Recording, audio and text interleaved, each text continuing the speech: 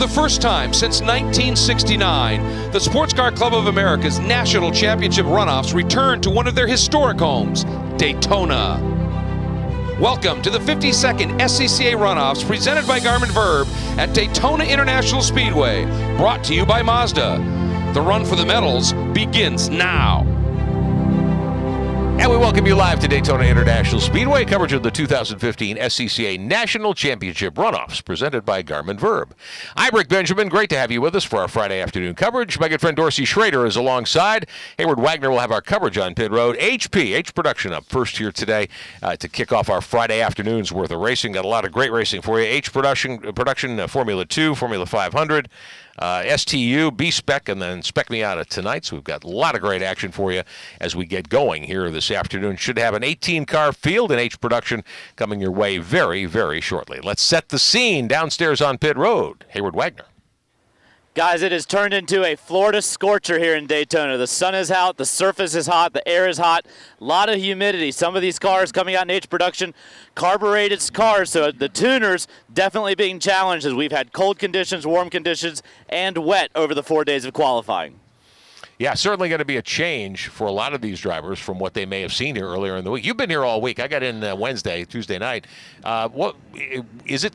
Much warmer than we saw earlier in the week? Oh, it is. It's really oppressively warm here for Daytona. This time of year, being the 90-degree mark like it is right now, this humidity being as high as it is, the drivers nowadays, most of these guys are coming out of different regions of the country where it's not anywhere near this warm or this humid, and it will take its toll on you. No question about that. All right, we've got our Garmin Verb Fast Lap of Daytona International Speedway coming your way. We'll get a tour around this 3.5-mile layout that includes most of the NASCAR oval as we take it down through the tri-oval here. Buck 22 in this particular car. It's a Toyota. I'm guessing this is the Toyota Yaris, perhaps, that we're watching. And it is Jason Isley, who's your pole sitter. And that is a Yaris, the two-door that he will start on the pole. Well, the H Production is the slowest of all production classes. Not to say that they're slow. We're doing 120 miles an hour, 122. This is the infield, completely flat. The slowest corner on the corner of the track is this one right here. It seems to you when you're driving it like you could walk faster than that, but it's also a really slippery corner. You can get in trouble there.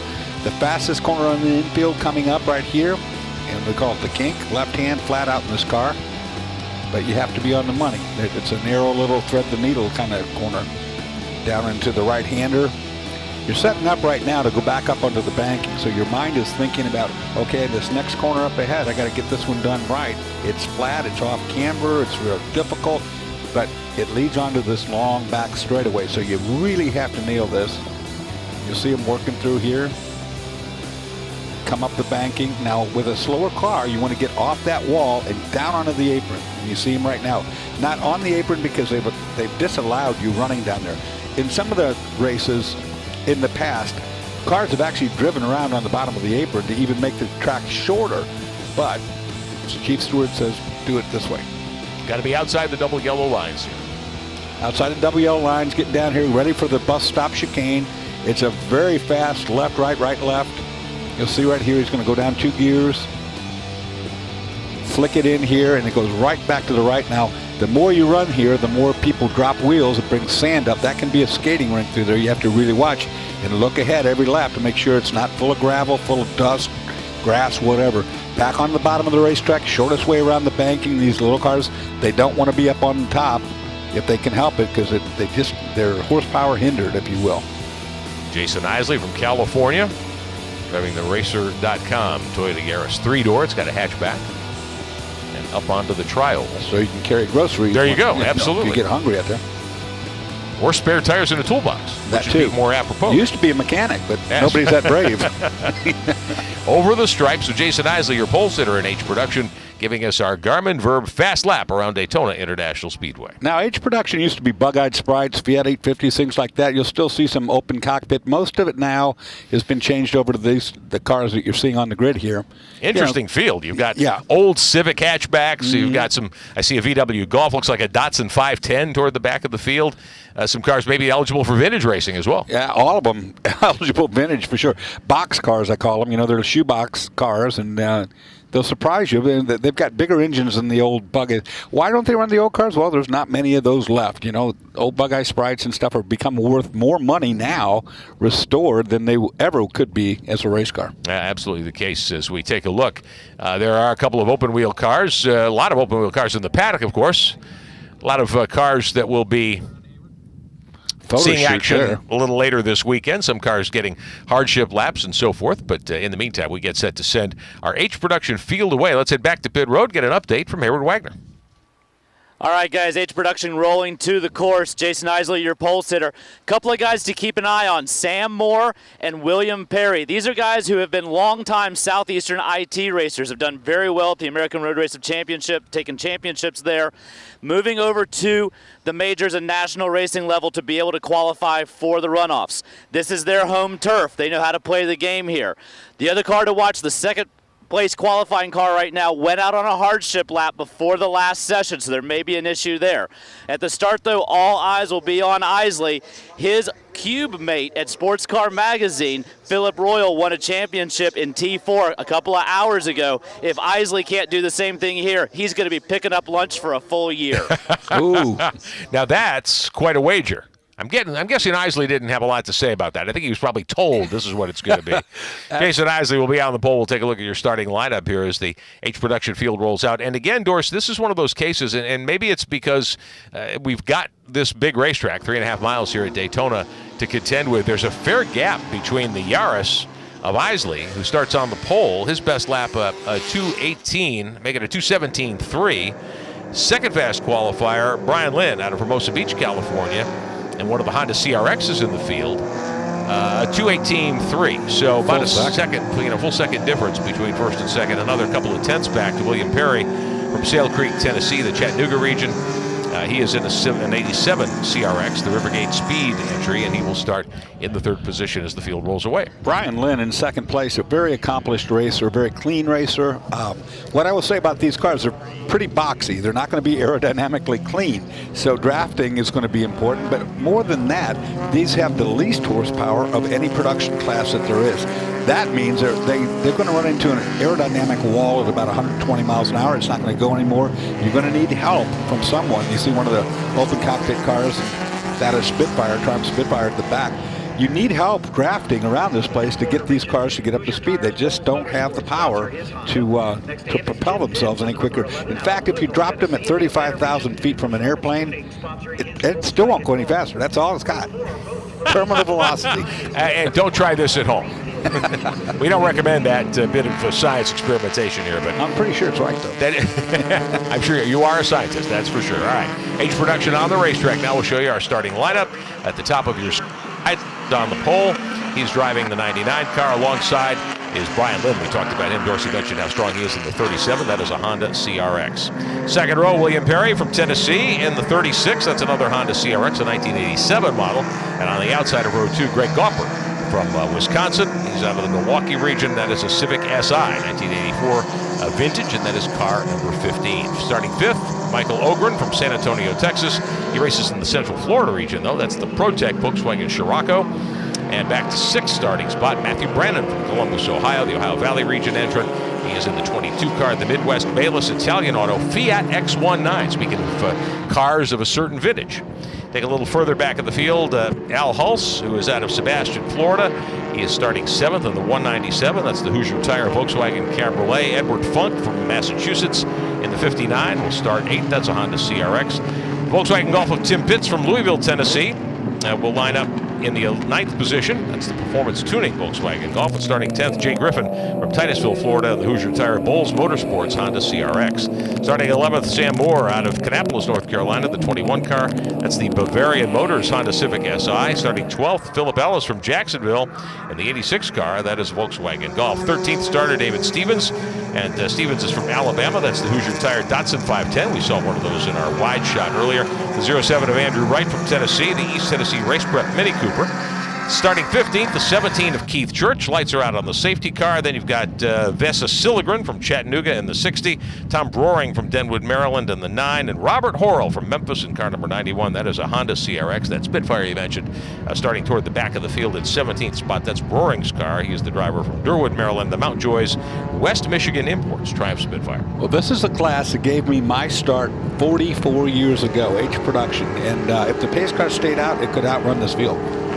You're not taking any prisoners here today, are you?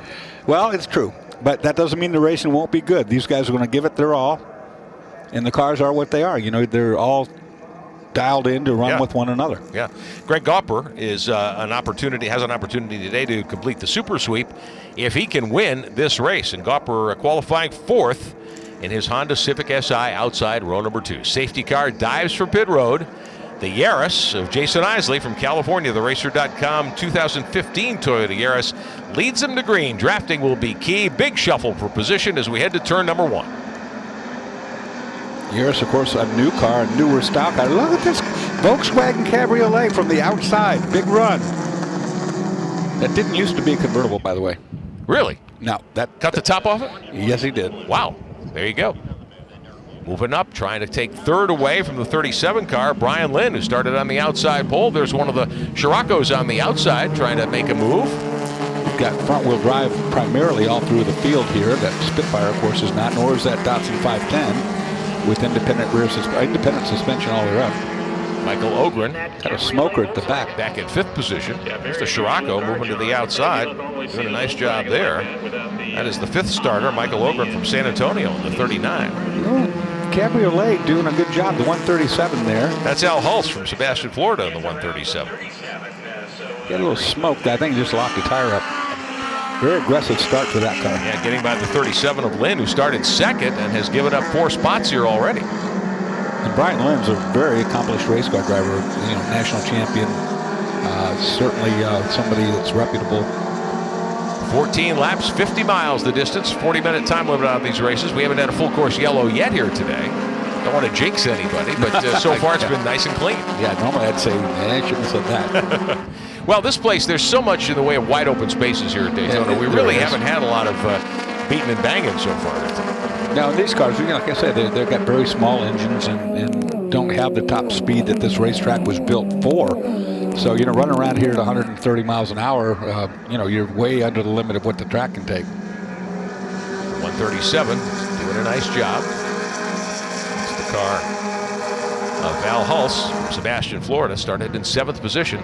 This has turned into a really strange Class H production because you have now all these sedans in there. It used to be production cars were all convertible sports cars, you know, Bug-Eyes and Fiats, like I said, and Triumph stuff. And nowadays you've got all these newer modeled sedans or subcompacts, I guess you'd call them. Yeah, absolutely. Take a look at the speeds through the speed trap first time. Now, that was off the start, admittedly, but we've seen cars like Michael Lewis's Jaguar, you know, buck 85 through the trap. Isley, 89 miles an hour. Yeah, exactly. And that feels fast in that car, I guarantee you. Yeah. And now we've put 1 lap on the board, much faster this time around. 130 for William Berry, who runs 2nd. Brian Lynn, who ran 3rd, a 133 through the speed trap. And Michael Ogren in his Scirocco, 134 miles an hour. We watch battles for position here. Working lap number 2, the 37 of Lynn and the 137 of Hulse out of Florida, fighting for position. They're battling it out for 3rd, side by side. Somewhat surprised I haven't seen anybody working in a real tight draft yet. These cars really need help as far as straightaway speed goes, so it would behoove you to make a deal with someone till the end, and then, you know, nobody's friends. Then it's everybody, every man for himself on the last lap. Yeah. Hulse in the 137, Lynn in the 37. The battle is for 3rd. Right now, Hulse has gotten past. Alan Hulse from Sebastian, Florida, taking that spot over. Michael Ogren there in the 39 car. Scirocco out of San Antonio. Up onto the banking here at Daytona.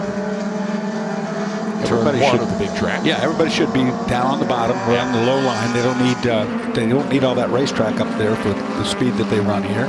Plus, it's shorter distance. We've said that all along. And it's considerably shorter. I used to know what it was, but you know, I'm old now. Don't admit to that. It's a lot different. It is. It does make a big difference in terms of distance. Now, you mentioned front-wheel drive when the Cars leaders were going through the infield section on lap number 1. How much of an advantage do you think front-wheel drive is with these small bore race cars? Yeah, not so much in this condition. You know, if we got to do a situation with a low coefficient of friction, you know, gravel comes up or whatever, they would tend to be better there. But, I mean, front-wheel drive, one of the advantages of it is less loss of horsepower through the drive line. But that even being said, these are very, very under horsepower cars. I think most of these, you know, some of these probably break 100 horsepower maybe. Yeah. And lap number 2, Jason Isley in the 99, still your leader. Second spot, William Perry in that Honda, the 36 car. Everyone pretty equally separated. You know, no one's getting much draft advantage whatsoever. The cars relatively equal on their performance level.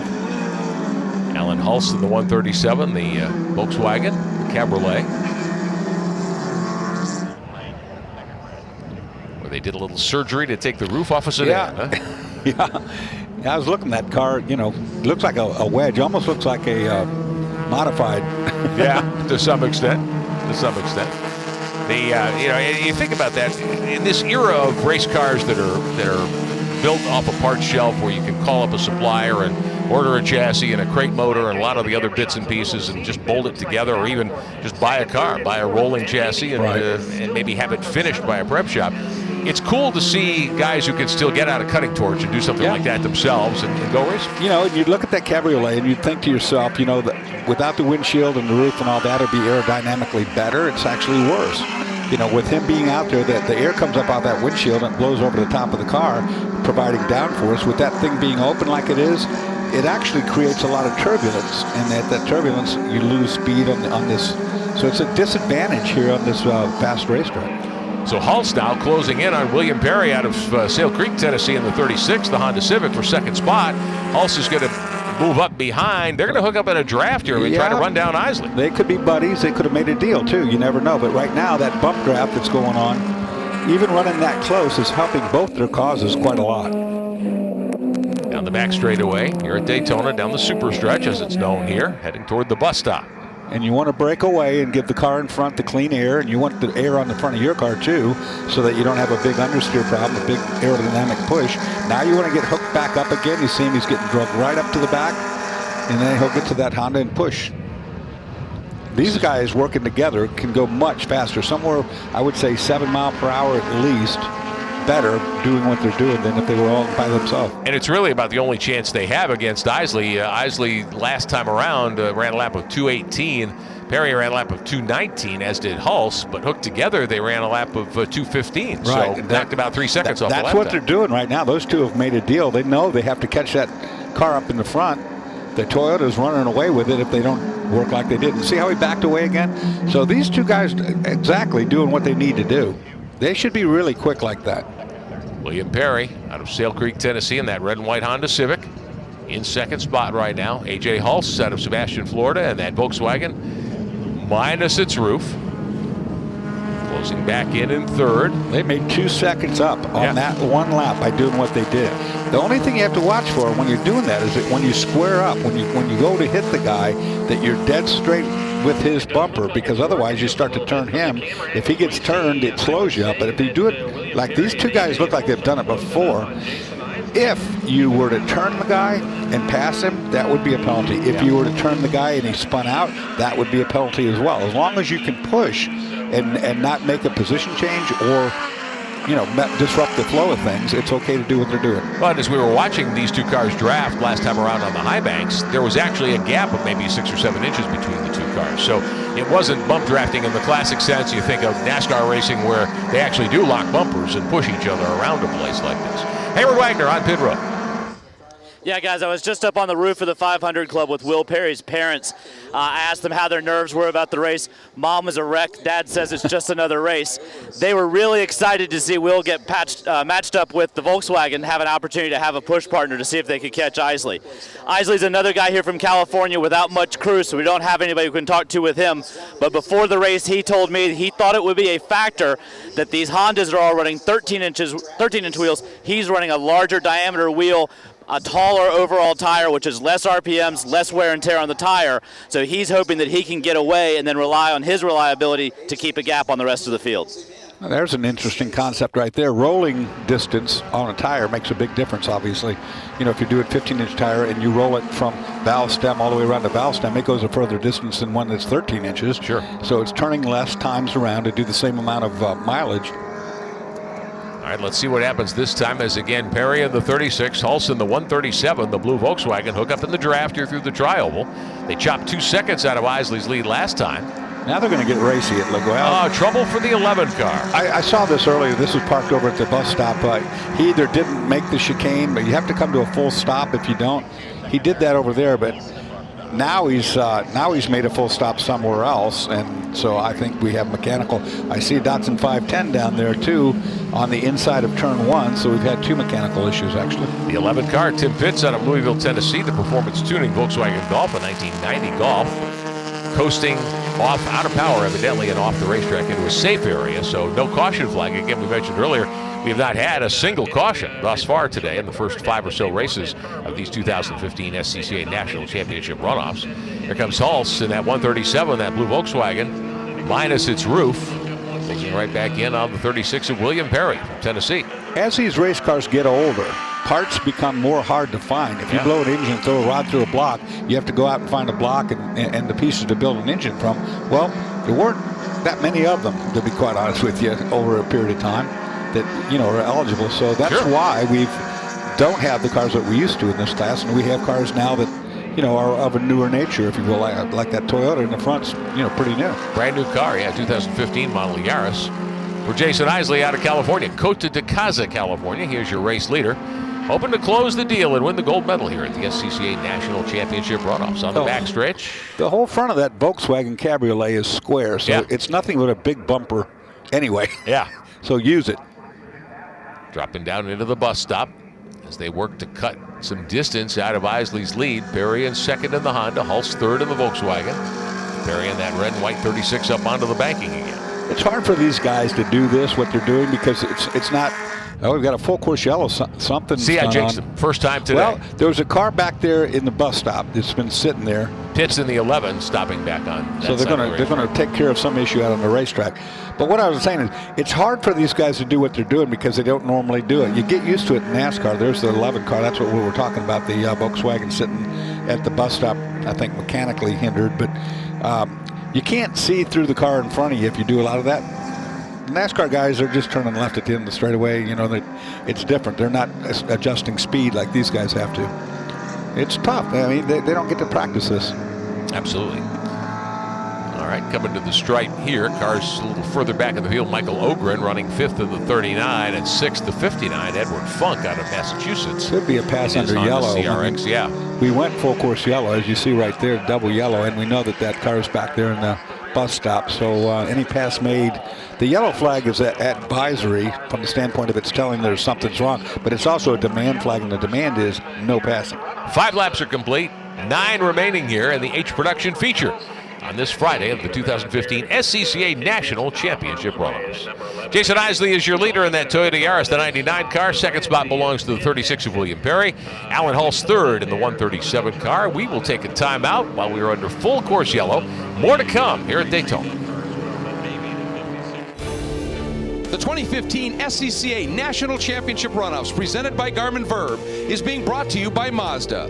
Mazda, driving matters. 16 wide eyes. Driver's license, took 2 tries, bought a Roadster secondhand. Playing parties with the band, loaded up, off to state. Hijinks, tailgates, starter, midsize, family cruising. Now in the garage, something new reminds you of when you were you. It's time to face facts. You're a gearhead. You wish the freeway on-ramp was your personal racetrack. Well, buckle up, buddy, because the Sports Car Club of America wants you. With 40,000 members and events across the country, the SCCA has all the excitement you can handle. Dance the blacktop two-step with SCCA Solo. Get down and dirty with SCCA Rallycross. Or go wheel-to-wheel with SCCA Club Racing. Hit the track with the SCCA, where America's best drivers race. Back live at Daytona International Speedway alongside Dorsey Schrader. I'm Rick Benjamin. Our coverage presented by Mazda today, and we appreciate their support as always at these SCCA National Championship Runoffs presented by Garmin Verb. Hayward Wagner on pit road as we get set to go back to green as soon as the 11 car is put in a safe place. The safety car with its lights still on. We'll see if they turn them out when they get up on the banking here. Quickly down to Hayward for an update from pit road. Guys, I'm with Steve Hussey with the 3-7 car. Steve, you guys had a hardship lap before this race. Tell us what you're dealing with. Well, yesterday our engine had two bad cylinders, and so we ended up deciding to put in a new engine that we'd had shipped out here. Unfortunately, we weren't able to put the engine on the dyno, so it's a bit of an unknown, but it's certainly performing better than an engine that was basically running on 2 cylinders. Now with this caution, this packs everybody back together. It cools your tires down. It lets everything kind of reset. Does that give you guys an advantage going to the second half of the race? Well, we certainly hope that Brian is able to stick with the guys in front of him. The car is really slippery. We've had the fastest trap speeds here, and so we're hoping that he'll be able to make use of that by staying close to the guys in front of him. All right, folks, keep an eye on the 37 car as we get ready to restart. Back to you guys in the booth. All right, thanks, Hayward. Brian Lynn restarting in the 4th position back there. That's the orange and white Civic, the 37. Lights out on the safety car? No. They'll stay out one more lap. Well, one more lap of caution. Thought I saw the lights go out there, but the Mazda safety car staying up on the high banks here. There's your first group of cars. 2nd, 3rd, 4th, and 5th. Behind Lynn in the 37 is Michael Ogren in that red and white Scirocco. Looking at trap speeds, it's pretty interesting. I mean, these cars by themselves run about 114 mile per hour, but in that bump draft we saw going on, they bumped themselves up to 135, 11 mile per hour gain. Sure. So if they can get hooked up right now on this restart, as they pull the 11 out of harm's way, if they can get hooked up early before Jason Isley gets away, they could push themselves right by him. Of course, then he'll be in their draft. Yeah. But ultimately, Brian Lynn's playing that same game. He needs to get with those guys. I don't know if they're trying not to help him because he's a past national champion, or if whatever the case might be. But the two cars together, 11 mile per hour quicker. That says a lot, certainly. I mean, that's an advantage that you'd love to have on your side as you try to win one of these SCCA national championships at these runoffs. All right. Safety car leading the field around. We should be going back to green this time by because the 11 car well into a safe area by now, so we will see what happens as the field comes around. Now, I'm thinking if you're Perry in that red 36 or Hulse in that Volkswagen, the 137, or Lynn or Ogren, any of those top 5 cars, top 4 behind the race leader, you need to be up on his bumper. You need to be coming into that tri-oval right there to try to make a move. Absolutely. You cannot let him get away right now. This is what the break you need. You get one break like this in a race. They just got it. You got to stay with him or maybe work, 2 or 3 of them together to go by him and then make life difficult. Rolling through the infield road course section here at Daytona International Speedway. Coming back up onto the high bank. Still motor around turns 1 and 2 here. Problem is, I'm pretty sure Jason Isley knows what I just said. Yeah.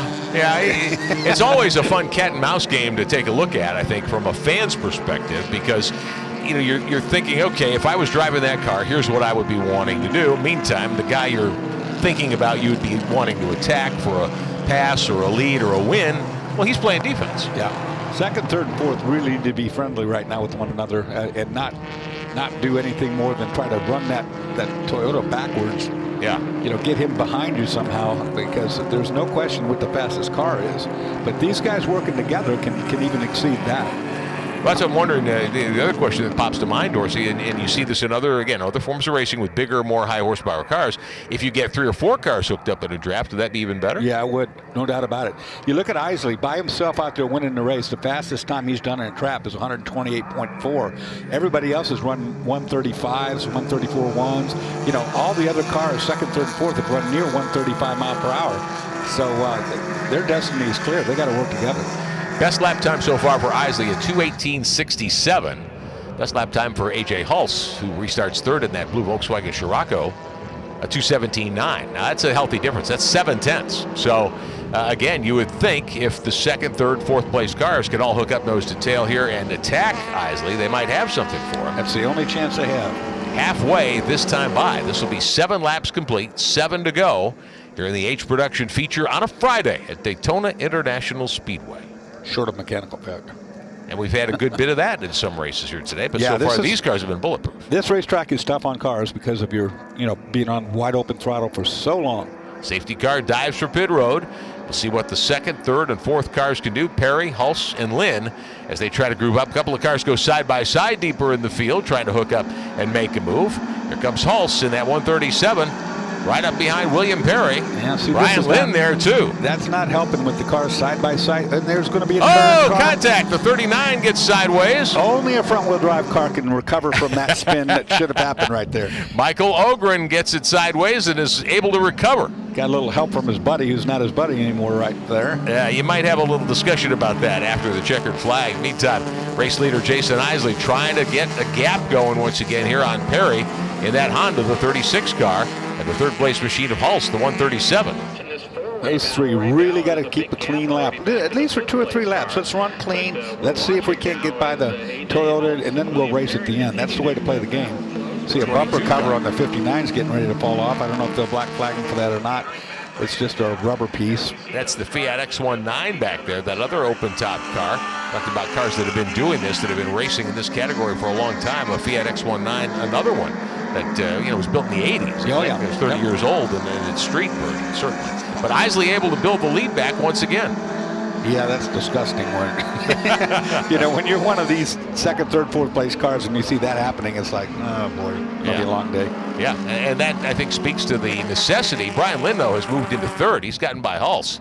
I don't know if Hulse has had a problem or not. He's dropped out of our view here at the moment as the leaders hit the backstretch. But now the 2 Hondas, Perry in the 36, Lynn in the 37, yeah, Lynn swings to the help. inside. Oh, that's what it is. It's for third spot because Hulse got by in the Volkswagen. And he's not going to help his car.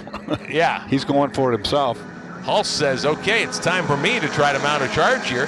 Now, is that another bit of the strategy in these 50-mile races? Hold something back for the second half? Well, you're halfway through now. I mean, these cars don't have to worry about wearing out tires or anything like that. They can run as hard as they can.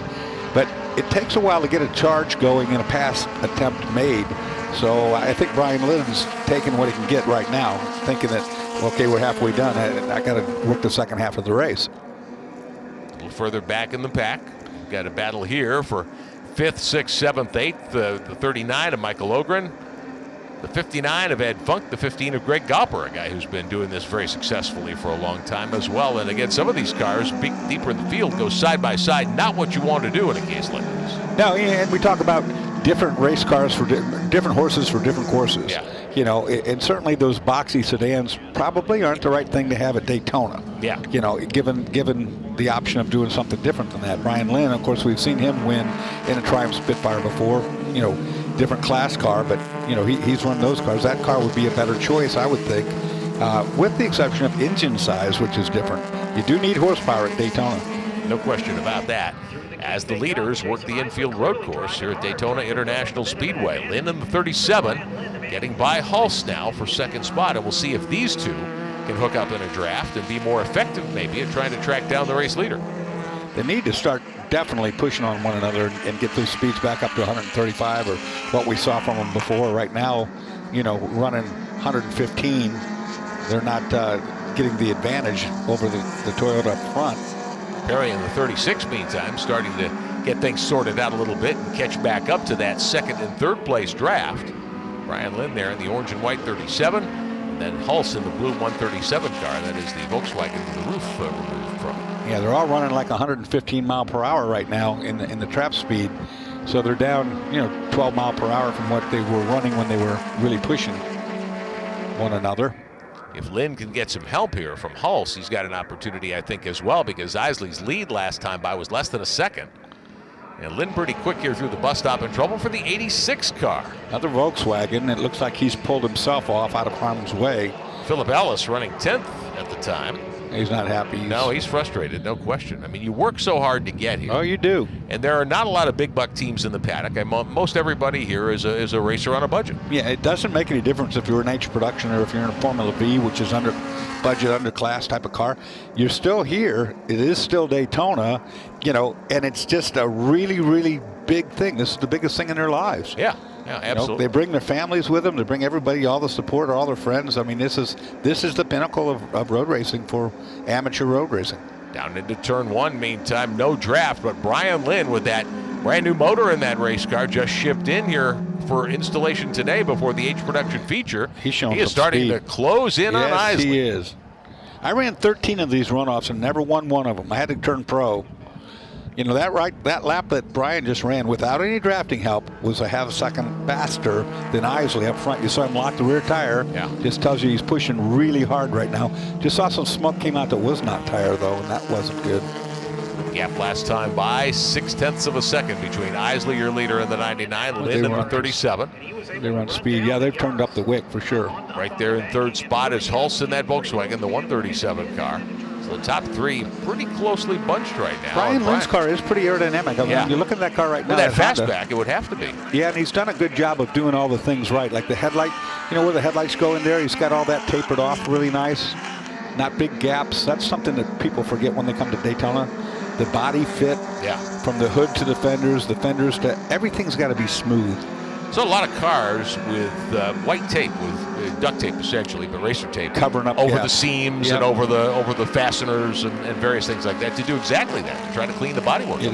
It makes a huge difference here. And you look at Brian's car's pretty slicked out.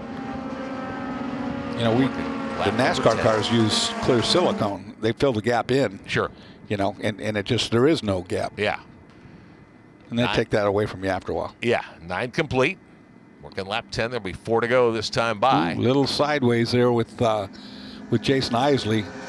Back end stepped out. It just means he's being pushed pretty hard by Brian. I think Brian Lynn has figured out that he's on his own here, that the draft isn't going to be his friend anymore, that if he's going to get by Isley, he's got to do it himself. As the laps wind down around Daytona, about 12 miles of racing to go at H production. And Toyota's got horsepower. That's what its advantage is. That car, though, being, in all fairness, is pretty slick, too, as far as aerodynamics. Here comes Brian Lynn. He's got a good run right now. Through the tri-oval, coming to the stripe here. Lynn's going to try Isley on the outside. Busts out of the draft. Just to see what he has, maybe. Or maybe to force, you know, Isley into coming in too deep. He locked that tire up there last lap. Let's see. He gets a little slide. Good car control. But by that scrubbing, that is scrubbing speed. When you see that car slide a little bit, he's definitely losing a little momentum. Lynn is on the attack. Lifting the rear wheel now through the corner. It's something typical of front wheel drive cars. Working lap number 11 of 14 in H production here at the 2015 SCCA National Championship Runoffs. Presented by Garmin Verb. Third spot belongs to Alan Hulse out of Sebastian, Florida, in that blue Volkswagen. Isley and Lynn, Toyota and Honda, brand new Yaris, and the vintage, shall we say, Honda Civic. Brian Lynn. But I think you're right, Doris. I mean, just looking at the two cars, the Honda's lower. It's got the fast back, and the nose looks cleaner. Now, horsepower-wise and suspension design-wise, you might rightly conclude that the Toyota's got some advantage, being new technology. It is new technology for sure, and certainly I think horsepower is an issue there as well. I don't know, Brian lost a little ground right in that section. He did lose a little bit of a gap. He had it down to 1/10 of a second last time by.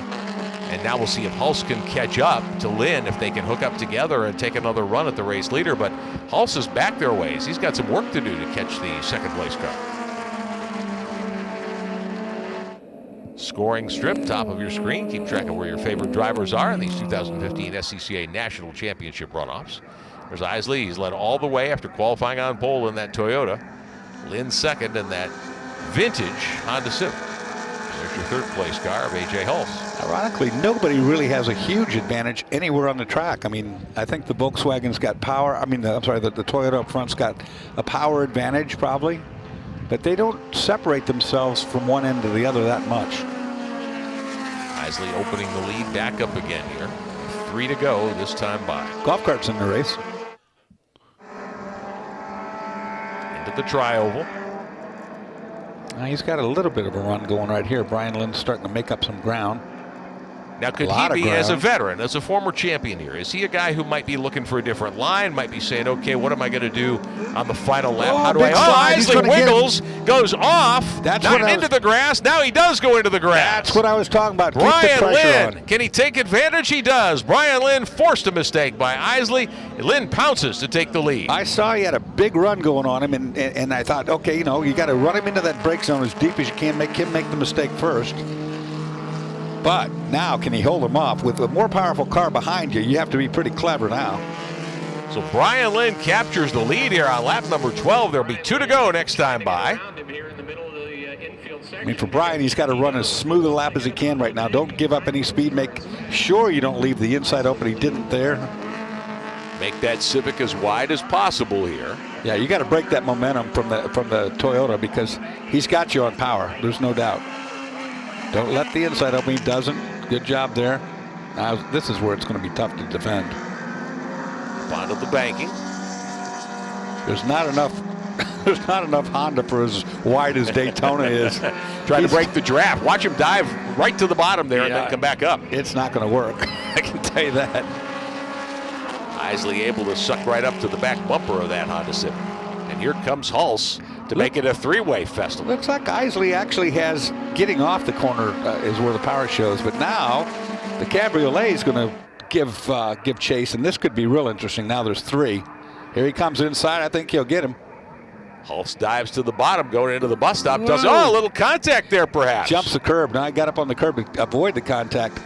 See who comes off this corner better. That helps Brian Lynn a lot. The fact that those two had to do that. This is another example of what we talked about this morning, Dorsey. If you're out front, you look in the mirror and you see those guys banging on each other. You say, thank you, boys. I'll drive off into the sunset. Yeah, look what it did. It opened up 10 car lengths. Absolutely. Isley had his hands full there with Hulse through the bus stop.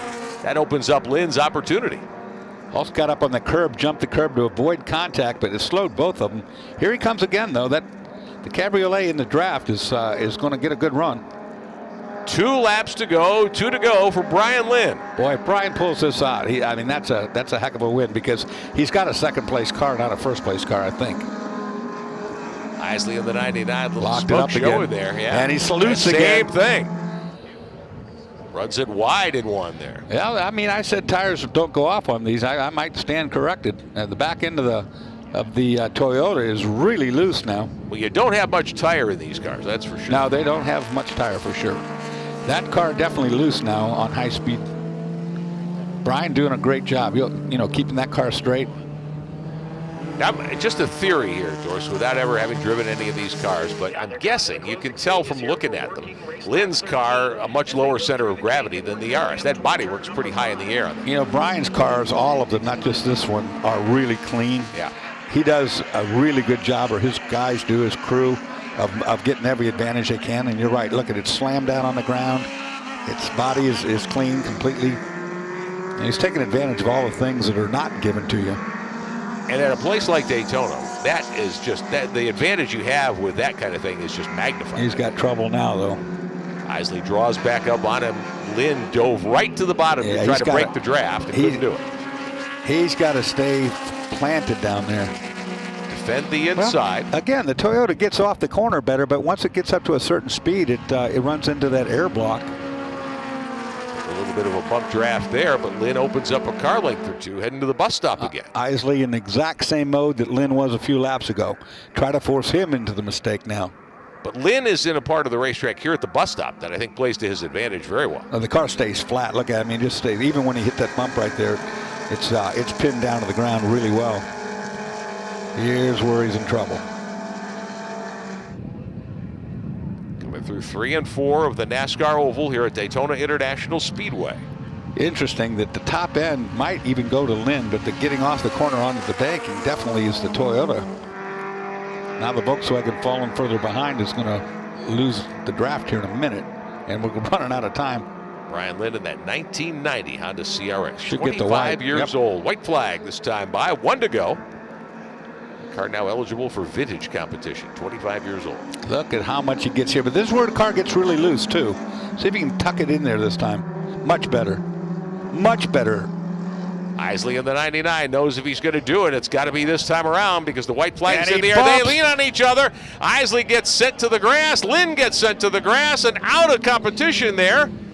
Goes way wide to the left side of the road, and that lets Hulse get by. Brian Lynn coughs up the lead and second. Great save by Brian Lynn right there. He almost bought it. Wow. Both of them actually did a really good job of controlling the cars after the contact was made. Now, we heard clearly the chief steward, Dennis Dean, tell us yesterday, Dorsey Schrader, that you don't want to touch at this level of racing. It may be fine to say, have at it, boys, in NASCAR. That's not what we do here. Will the stewards look at that? That's under review. I guarantee you. They will review that incident right there and have to come up with a determination what they feel should be done. Isley went flying to the inside there and just leaned on Lynn to get by him. He had a better run. He got inside. He was clearly there. Brian knew he was there. It just depends on which way those guys go. Which way? This is what I have to do as a living, with Pirelli World Challenge. Take Here another they are. look at it here. They bump right there. That is double good save. Both of them could have wrecked really badly right there. Isley, with the door open, went to the inside, but used, well, as they say, 8 tires are better than 4. He used Brian Lynn as a doorstop. That's tricky through there, though. I mean, there's not really room for 2 cars to do what they just did, and it became obvious. I don't know who they're going to blame that on. It is the last lap of the national championship. I always take that into consideration, even though you're not supposed to.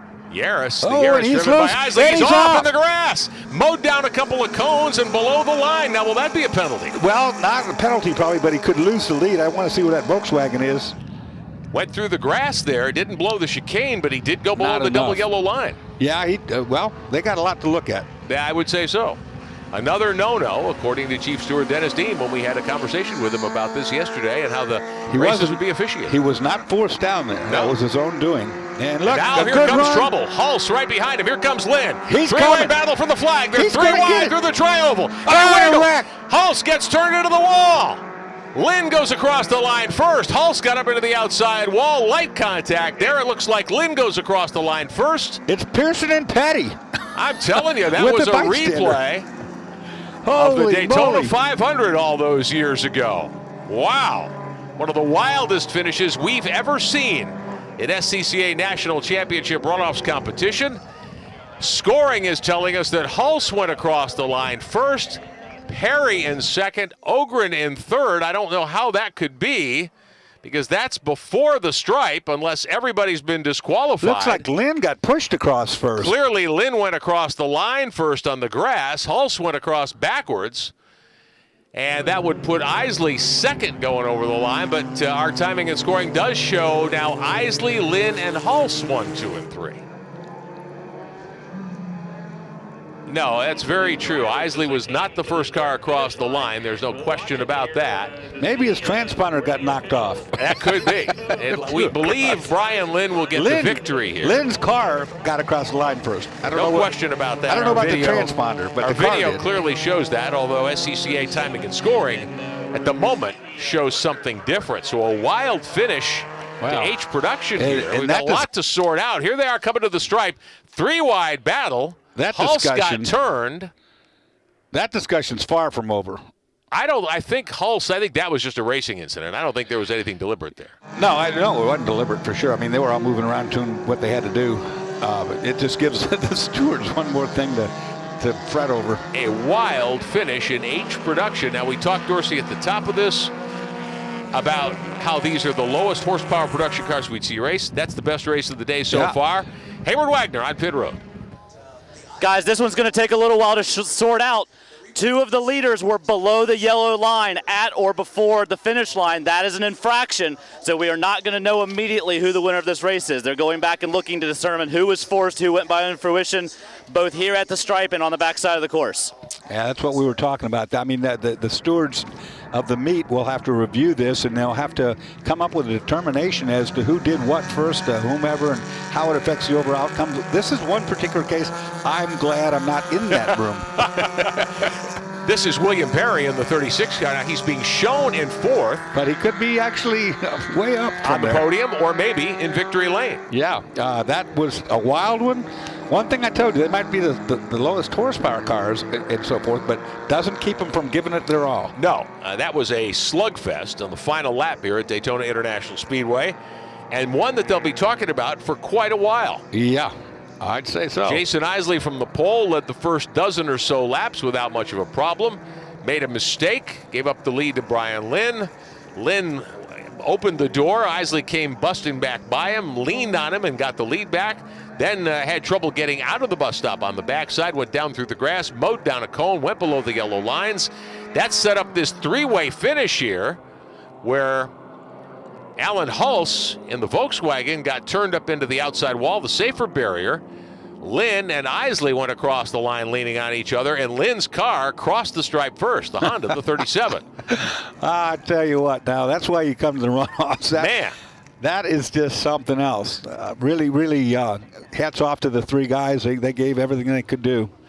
Well, there's Brian Lynn on pit road. Look at the tire donut on the driver's door of that car. That would be from the Yaris of Jason Isley. None of that intentional. I mean, that was good, hard racing. I don't know how the stewards will call that, but, I mean, there was a lot of things that need to be looked at. Our producer Clark Cambert in my ears saying, hey, that's Petty and Pearson in the Daytona 500 all those years ago. Certainly looked that way, had a finish much like that in NASCAR action here probably, 40, 50 years ago. Hayward Wagner. Brian Lynn, it was the Petty and Pearson finish here at the SCCA runoffs. Talk us through those last couple of corners. Well, I lost the lead back in turn one, and Jason got by me, and we had some contact going into three, and then AJ got by me too, and so I was third going out to the making, and I thought, well, it's not over yet, because I was getting a good run on both of them, and as we went through the bus stop, Jason got a little bit loose, and I thought, okay, here we go, and as we came up to the start-finish, AJ had a run, but then he started blocking me, and I went for the hole, and there was contact, and it was a mess, and I didn't know I'd won. My radio went dead, so I guess I won. Now, official results right now are showing that Isley's transponder registered first. Our footage suggests you came across first. I have a funny feeling you guys are going to be talking about this into the evening. It looked like your car was slicker, quicker on the banking once the torque of the Yaris was overcome. Is that how you felt you were running? Yeah, we have less frontal area. We have a really good Hausman gearbox that we stay in the revs the whole time, and we got good power too. So I have weight about 300 pounds more, so I lose a little bit in the infield, and we worked hard on getting the aerodynamics, great, and so pretty happy. Well, congratulations to you on a fantastic finish here in H production. We're still waiting on Jason Isley. While we wait on Isley, I wanted to come over here and talk to Will Perry real quick. Will Perry, fourth. Will, did you get a look at what happened there on the last lap with the three cars in front of you? I didn't get a good look at it. I just saw cars bouncing off each other in the wall. I don't know what started it. I was on top of the tower with your parents during the race. Your dad told me this is an ITB car with a cam and an Integra computer. How satisfying is it to come to the runoffs with this package and end up in a top 5 finish? I'm tickled to death. It's surprised I was able to compete. The car was faster before that caution. I don't know what happened during the caution. It lost a few hundred RPMs on the straights after that. But I'd like to thank Hoosier Tire, Appalachian Race Tire, great service, and also Epilepsy Foundation of Southeast Tennessee. We're racing for epilepsy awareness. All right, Will, thank you very much. Guys, I'm still looking for Jason Isley and our potential third place finisher. Let me kick it back to you, and if I can find somebody, I'll let you know. All right, Hayward. Hayward, of course, an SCCA staff member at the highest levels of amateur racing, so he certainly knows how this needs to work. And Dorsey Schrader, I'm amazed at what we saw at the finish there. That's one of the craziest finishes I've ever seen in one of these things. You know what I really like? There's nobody down there yelling and screaming and going nuts. Everybody knows what just went down was a heck of a good show. Everybody doing what they can do. They all deserve, accolades, and they put on a whale of a show for everybody. And it's neat. It's neat the way that thing all transpired out. I'm with you. I don't think I've seen very many races of that caliber in quite a long time. Yeah, it was an amazing finish in H production here. All right, this one's still up in the air. I have a feeling we'll be talking about this for quite a while. Some of the action that got us to that craziness at the checkered flag in H production. Brian Lynn there in the 37. The 137 of A.J. Hulse. There's where Isley got off the racetrack and into the grass. That opened the door for Lynn to take the lead initially with a couple of laps to go. These two would continue. Hulse saw the opportunity. He closed right in. And then we had this contact as Isley dove for the bottom, rubbed on Lynn, took the lead back. Hulse got by as well. Brian Lynn, to his credit, said, hey, I'm not done yet. Let's fight this one out to the stripe. Lynn clearly goes across the line first by a foot or so in front of Isley. Hulse comes across third. Whether there are penalties or that order of finish will be changed, we don't know at this point. We don't know. That was a wild finish for sure. That's what we do know. That was entertaining. We have nonstop coverage continuing here at Daytona International Speedway all day into the evening here. Spec Miata tonight, 7:30 Eastern under the lights. So we are a long way from being done for the day. And, of course, we will update you on the H production story as soon as we know who your top three finishers are. They will have a problem with the podium ceremonies. Yes, it will. I would say. All right. For Dorsey Schrader, Haywood Wagner, I'm Rick Benjamin, congratulating all the competitors for now at H production. We will keep you updated on the complete order of finish, the official order of finish, as soon as we know more. We'll take a break here. We'll come back. Dorsey Schrader will join me on the sidelines for a couple of hours. Greg Creamer, Jeff Lepper will step in for the next couple of broadcasts here. We'll be back with you late this afternoon for B-Spec, which ought to be a lot of fun as well. Thanks for watching the 2015 SCCA National Championship Runoffs, presented by Garmin Verb. We're at Daytona International Speedway. The 2015 SCCA National Championship Runoffs, presented by Garmin Verb, is being brought to you by Mazda. Mazda, driving matters. 16 wide eyes. Driver's license, took 2 tries, bought a Roadster secondhand. Playing parties with the band, loaded up, off to state. Hijinks, tailgates, starter, midsize, family cruising. Now in the garage, something new reminds you of when you were you.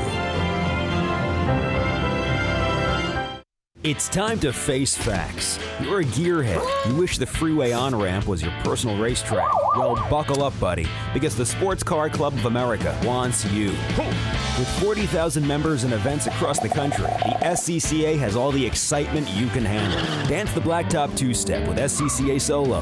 Get down and dirty with SCCA Rallycross. Or go wheel-to-wheel with SCCA Club Racing. Hit the track with the SCCA, where America's best drivers race.